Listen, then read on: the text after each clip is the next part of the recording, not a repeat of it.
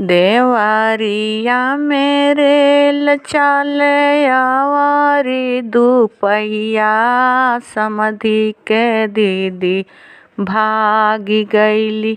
आई हो दादा कहिया समधि के दीदी भागी गईली। आई हो दादा कहिया समधि के दीदी भागी गईली।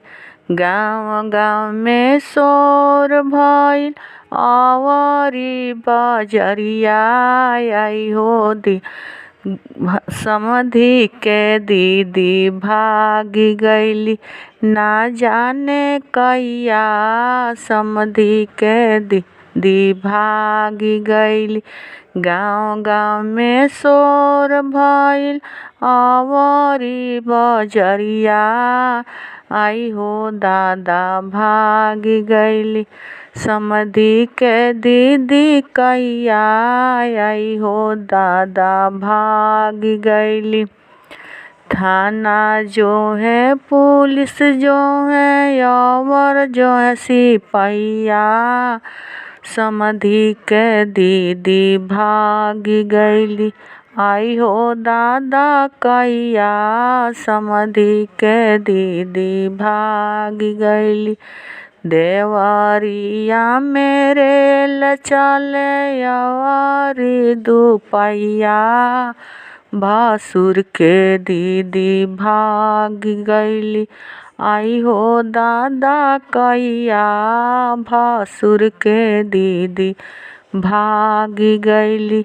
आई हो दादा कहिया भासुर के दीदी भागी गईली। गाँव गाँव में शोर भइल अवरी बजरिया। भासुर के दीदी भागी गईली। आई हो दादा कहिया भासुर के दीदी भागी गईली। पुलिस जो है सिपहिया जो है और जो है थानेदार भासुर के दीदी भागी गईली। ना जाने कहिया भासुर के दीदी भागी गईली।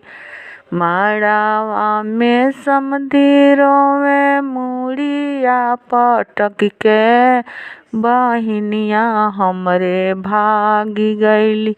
आई हो दादा कहिया बहिनिया हमरे भागी गईली।